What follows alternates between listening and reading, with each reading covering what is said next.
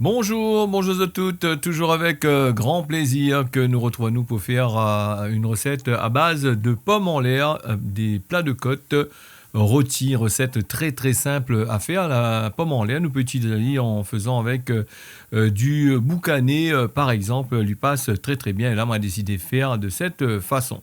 Alors il faut nous un bon morceau dans la palette, dans l'épaule, bien assaisonné avec du sel, du poivre. Nous n'aurions pu mettre du romarin dedans, du thym, tout ça là.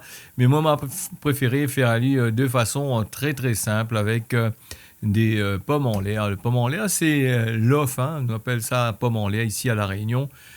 C'est un légume lait assez goûteux, mais par contre, il faut bien laver le légume avant de faire ce que nous ça fait là, parce que l'une a tendance à avoir un peu de glu dessus, bien nettoyé, bien, bien propre.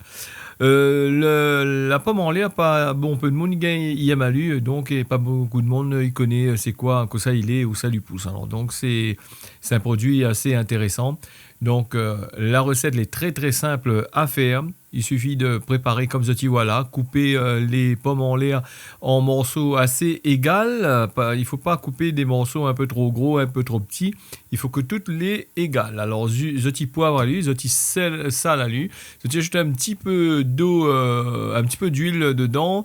L'eau, pas la peine d'ajouter. Il faut mettre à lui au four vers les 180 degrés à peu près. Hein. Sinon, ça un petit peu plus et nous laisse à lui pendant environ une soixantaine de minutes et nous laisse à lui bien rougir. La pomme en l'air, il a un goût assez spécial hein, quand il fait ça avec du sel, du poivre.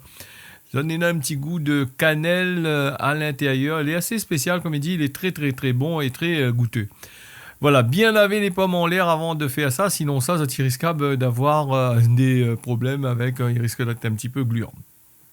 Là, comme tu vois, nous mettre à doucement dans le four, hein, nous laisse à lui cuire sans trop forcer.